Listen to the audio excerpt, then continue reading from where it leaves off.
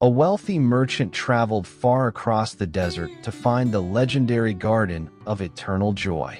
After months of searching, he finally discovered it hidden behind a wall of thorns.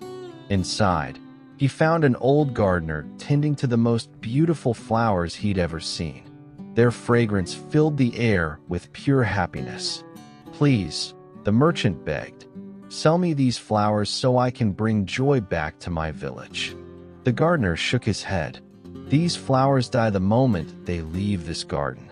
But I can give you something better."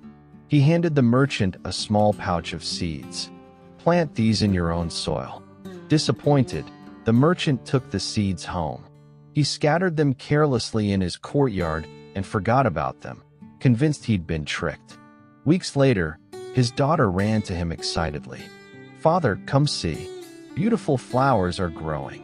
But when he looked, he saw only ordinary wildflowers, nothing like the magnificent blooms in the garden. He turned away in frustration. Years passed. The merchant grew older and his obsession with finding happiness faded. One day, he noticed something he'd overlooked for so long. He watched as neighbors gathered around his wildflowers.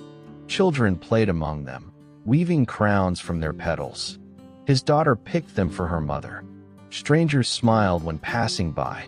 The flowers had spread throughout the village, painting walls and walkways with color. One evening, sitting quietly in his courtyard, he realized the air smelled sweet and familiar. It was the same fragrance from the Garden of Eternal Joy, not overwhelming or perfect, but gentle and persistent. He finally understood the gardener's wisdom.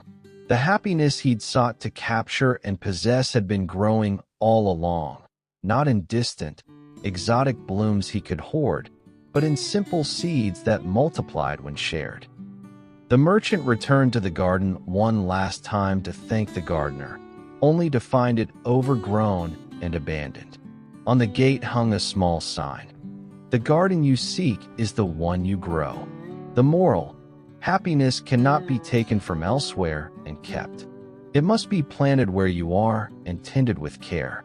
If you enjoyed this story, share it to as many people as you can. You have saved a life. Thanks for watching.